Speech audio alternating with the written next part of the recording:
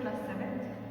Into the previous video, we have studied about the languages, that is language in the north, language in the south. Literature, we have studied about literature in the north and literature in the south. Now we are going to get to know about the Persian literature. What is Persian literature and from which origin it has came. So Persian literature is arrived in the Indian subcontinent with the coming of the Persian rulers. Persian rulers when they have came, they prefer their own origin language. They prefer their own language. That's why the Persian literature have been given with them. Okay, they're all the official works, whatever they are performing into India, that all the official records were maintained into the Persian language because it was suitable for them to understand their own original language. So they used to prefer the Persian language. The rulers maintained poets and writers in their ministerial group. Tuzak-e-Babri was written into the Turkish language and it got translated into the Persian language. Next, Abul Fazl's Akbarnama and Tuzuk-e-Jahangiri was the famous example of the Persian language. And what he had described into that was he had used the Persian language. Next, similarly, Ibn Battuta wrote Kitab ul-Rahla, which described the rule of the Lotis, and also it was written into the Persian language. Means all the writers which has came with the Persian rulers, they used to write and explain all the things, all the records which were maintained by the Persian rulers was into their own origin language, means Persian language. Next, Urdu. Urdu is the mix-up of both of the culture, that is of Hindu culture and of the Muslim culture. And the first literary writer, Amir Khushro, was the first literary writer who had wrote all the things, all the literatures, and he was the first who had used the Urdu language into his writing, into his medium. So he used the mix of the language to understand by both of the religions, that is from the Hindus and Muslims. Both of the religions could be able to understand them. So this picked up fast as it was convenient for both of the sect to understand this language. So both of the sect can understand this language, both Muslims can understand Urdu, and also that Hindu religions into the Hindu language, Hindi they have the mix-up of both Hindi and Urdu, Persian language. So they formed the new language, that is Urdu, which could be understood by both of the sects, and it was easily to pick up, easily to read. Next one is paintings. What is paintings? Mughal paintings. When the Mughals have came to India, they were the great patron of the paintings. Means they are so much interested into the paintings. Their court used to have Persian painter as well as Indian painters. Means both the painters are into their court. So both the fusion of paintings, means Persian painting along with the Indian paintings, both the fusion have been shown into the Mughals painting. Mostly the paintings were done on the silk and the cotton cloths, and the color they have used was golden, red and peacock blue. These were the colors maximally used into the Mughals painting. The foundation of Mughal painting was laid by the Humayun. Humayun was the first who had given the foundation of Mughal painting. Two Persian painters came into his court, namely Mir Sayyid and Abdus Samad. Mir Sayyid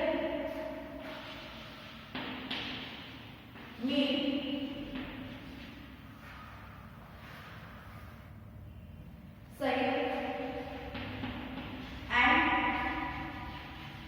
Abdul Samad. These were the two famous painters who had came into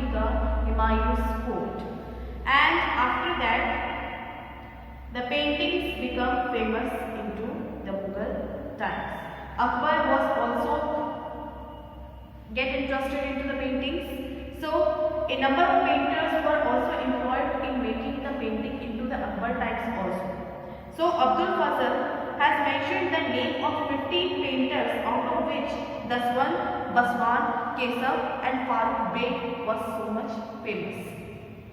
Their paintings were full of the beautiful blend of Indian and Persian style of art. So paintings almost become the industry during the reign of the Akbar, and most of the painters got employed into the reign of the Akbar. Next, he ordered the illustration. So there was a studio of the painters. Paintings. There was a studio of painters which was known as Tasveer Khana.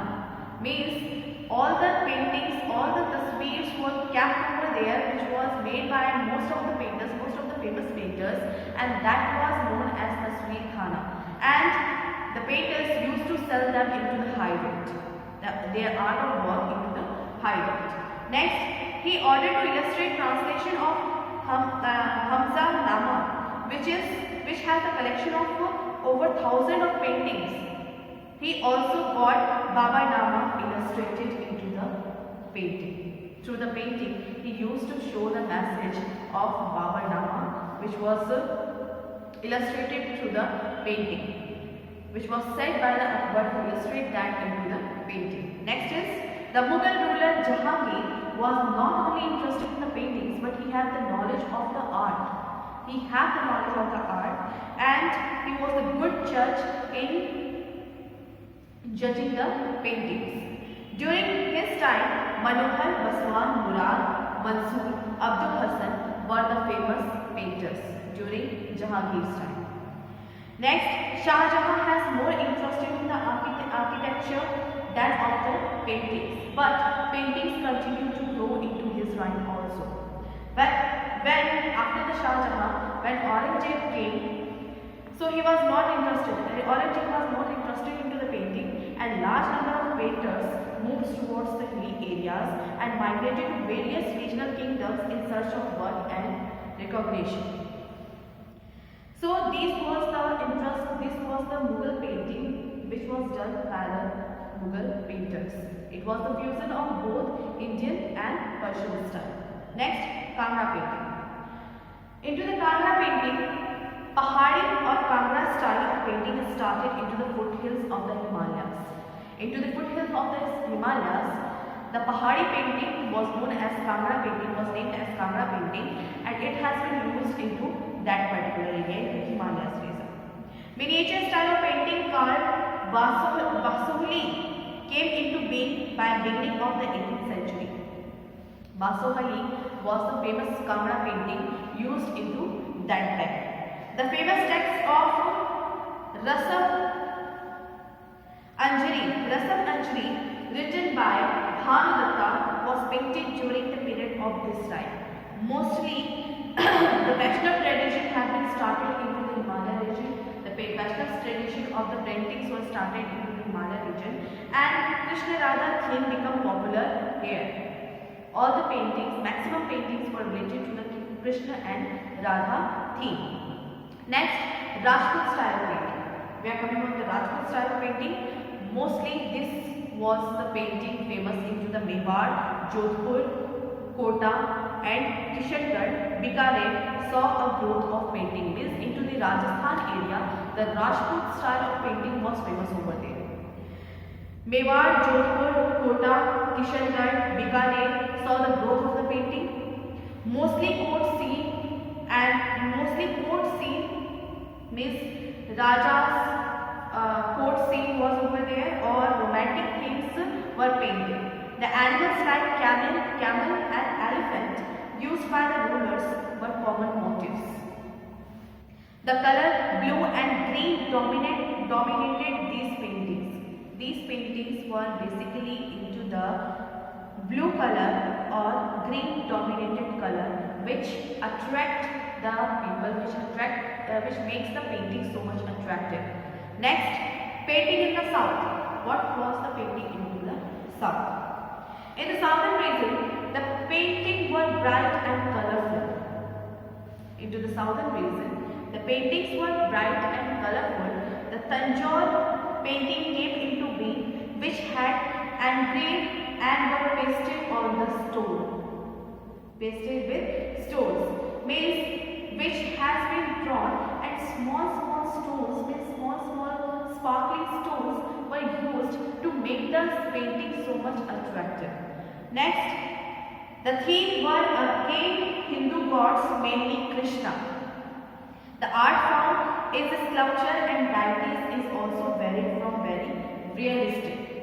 Means the art form which is used into that time was very realistic. Means the painting we used to do was just like that.